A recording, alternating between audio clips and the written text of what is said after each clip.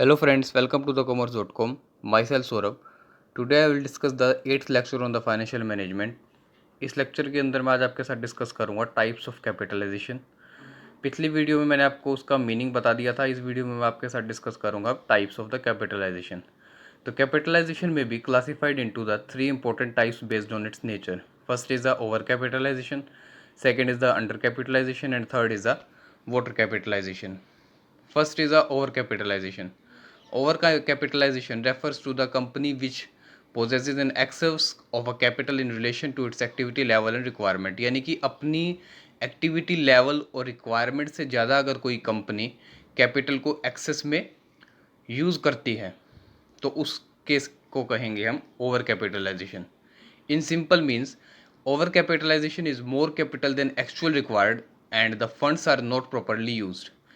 और हम क्या कह सकते हैं ओवर कैपिटलाइजेशन का मतलब, यानी कि ज़्यादा कैपिटल हमारी बिजनेस के अंदर यूज़ हो रही है जो उसकी एक्चुअल में रिक्वायरमेंट है उससे ज़्यादा, तो ये है ओवर कैपिटलाइजेशन. या फिर जो फंड्स है वो उसको हम प्रॉपरली यूज़ नहीं कर रहे, ये केस भी जो है ओवर कैपिटलाइजेशन का हो सकता है.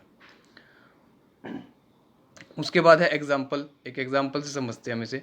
ए company is earning sum of ₹50,000 and rate of return expected is 10%. This company will said to be the proper capitalized. Suppose the capital investment of the company is 60,000. It will be the over capitalization to the extent of the 1 lakh. So अब देखो इसके अंदर हमारे पास जो company की earning है उसका सम है ₹50,000 और जो एक्सपेक्टेड रेट ऑफ रिटर्न है वो है 10%. और ये कंपनी जो है प्रॉपरली कैपिटलाइज कह सकते हैं हम इसे, लेकिन कैपिटल इन्वेस्टमेंट जो है कंपनी का वो है 60,000 का. It will be the over capitalization to the extent of the 1 lakh. ये जो है केस अगर 60,000 तक अगर हम इस 50,000 की जगह 60,000 से हम कर देते हैं तो ये जो है ओवर कैपिटलाइजेशन का केस हमारे लिए बन जाता है, क्योंकि जो न्यू रेट ऑफ अर्निंग होगा वो कितना बनेगा इससे, वो इस क्वेश्चन में दे रखा है 50,000 अपॉन 60,000 मल्टीप्लाई 100. तो इससे जो रेट ऑफ अर्निंग आएगा निकल करके वो आएगा 8.33. यानी कि जो एक्सपेक्टेड रेट ऑफ रिटर्न है 10% वो उससे कम हो रहा है. अगर 60,000 हम उसे यूज़ कर रहे हैं तो वो आ रहा है 8.33%. So when company has over capitalization the rate of earning will be reduce from 10% to 8.33%.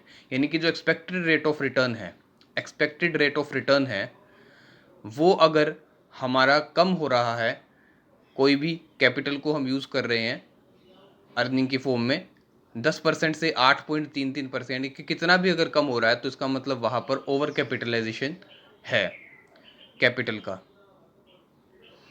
उसके बाद है कोजेज क्या क्या है. सबसे पहला है over issue of the capital by the company द्वारा कैपिटल जो है ज़्यादा इशू कर दी जाए अगर. दूसरा borrowing large amount of capital at the higher rate of interest. Higher rate of interest पर जो बोरोविंग है कैपिटल की वो ज़्यादा करना. Providing inadequate depreciation to the fixed asset. जो फिक्स्ड एसेट है उसके लिए अनसफिशिएंट जो है डेप्रिसिएशन रेट को चार्ज करना. उसके बाद है excessive payment for acquisition of goodwill. Goodwill के एक्विजिशन के लिए ज़्यादा पेमेंट करना. हाई रेट ऑफ टैक्सेशन को ज़्यादा लगाना. Under estimation of the capitalization rate. जो कैपिटलाइजेशन रेट है वो उसको अंडर एस्टिमेट करना, यानी कि प्रॉपर जो होना चाहिए एस्टिमेशन वो नहीं हो रहा, उसका अंडर एस्टिमेशन हम कैपिटलाइजेशन रेट का कर रहे हैं, तो वो भी जो है कारण बन सकता है ओवर कैपिटलाइजेशन का. उसके बाद है इफेक्ट क्या क्या है ओवर कैपिटलाइजेशन के. सबसे पहला है reduce rate of earning capacity of the shares. जो रेट ऑफ अर्निंग है कैपेसिटी का उसकी वो डिक्रीज हो जाती है, रिड्यूस हो जाती है. हमने अभी इस एग्जांपल में पढ़ा था प्रीवियस में कि जो रेट ऑफ अर्निंग है वो 10% से 8.33% हो गया, तो इससे जो है रेट ऑफ अर्निंग कैपेसिटी वो कम हो जाती है. Second, difficulty in obtaining necessary capital to the business concern. यानी कि जो बिजनेस कंसर्न के लिए नेसेसरी कैपिटल है वो हम यहाँ से फिर इशू नहीं करवा सकते. और it led to fall in the market price of the share. जो शेयर्स के मार्केट प्राइस है उसके अंदर भी इससे फॉल हो सकता है. उसके बाद it create problem on reorganization करने में भी प्रॉब्लम क्रिएट हो सकती है. ओवर कैपिटलाइजेशन का इफेक्ट ये होता है.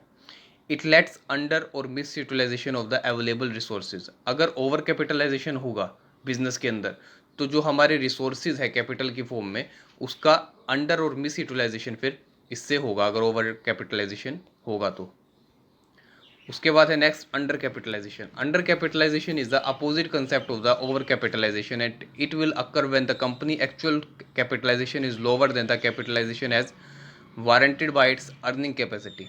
यानी कि अंडर कैपिटलाइजेशन जो है वो बिल्कुल अपोजिट कैपिटल कंसेप्ट है ओवर कैपिटलाइजेशन का, and it will occur when the company actual capitalization is lower than the capitalization is warranted by its earning capacity. यानी कि जितना कैपिटल रिक्वायर है उससे अगर कम कोई भी कंपनी लोअर कैपिटलाइजेशन अगर रखती है, जितनी ज़रूरत है उससे अगर कम करती है, तो वो केस होता है अंडर कैपिटलाइजेशन का। Under capitalization is not the so called inadequate capital.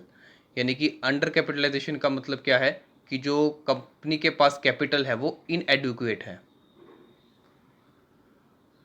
उसके बाद है कोजेज ऑफ अंडर कैपिटलाइजेशन। सबसे पहला है under estimation of capital requirement. जो कैपिटल रिक्वायरमेंट हमारी कंपनी के लिए चाहिए वो उसका अंडर एस्टिमेशन करना, उससे कम अनुमान लगाना। Under estimation of the initial and future earning. जो इनिशियल अर्निंग है और जो फ्यूचर अर्निंग हो सकती है उसका भी अंडर एस्टिमेशन करना। Maintaining high standard of efficiency. जो स्टैंडर्ड्स है उसको मेंटेन करने के लिए हाई स्टैंडर्ड जो है एफिशिएंसी यूज़ करना। Next conservative dividend policy. Conservative dividend policy रखना।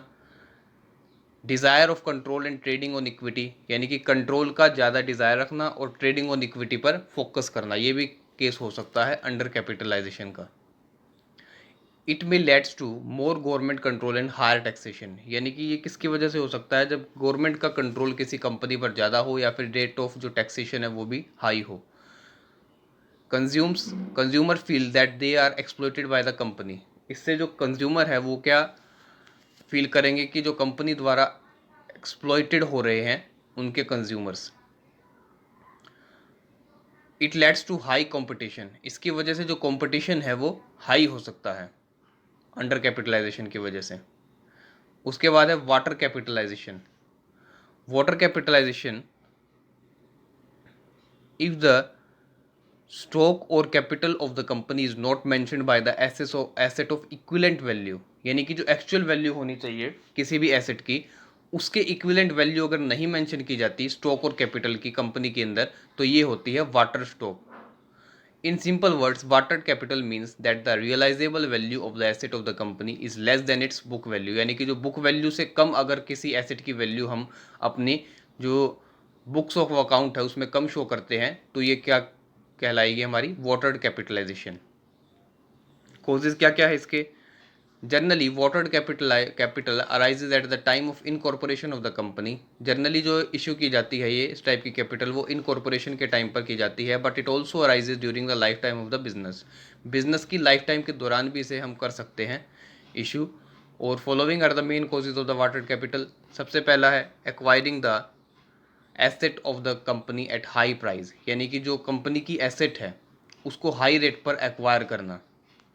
दूसरा, एडॉप्टिंग इनइफेक्टिव डेप्रिसिएशन पॉलिसी। जो इनइफेक्टिव डेप्रिसिएशन पॉलिसी है, यानी कि जो डेप्रिसिएशन रेट लगाना चाहिए वो अगर इनइफेक्टिव है, वो अडोप्ट किया जा रहा है, तो उसकी वजह से भी वाटर कैपिटल इंक्रीज हो सकती है। थर्ड है worthless intangible asset are purchase at the higher price. यानी कि जो इसकी वैल्यू नहीं है जिस इंटेंजिबल एसेट की, उसको परचेज करना हायर प्राइस पर, तो ये भी जो केस हो सकता है वो वाटर कैपिटल का हो सकता है। तो ये सभी कोजेस थे वाटर कैपिटल के लिए। तो आज की वीडियो के लिए इतना ही। वीडियो अगर आपको अच्छा लगा तो प्लीज़ लाइक कीजिए, चैनल को सब्सक्राइब नहीं किया है तो चैनल को सब्सक्राइब कीजिए, और अगर आपको कोई डाउट है तो उसे कमेंट बॉक्स में लिख करके बताइए। Thank you.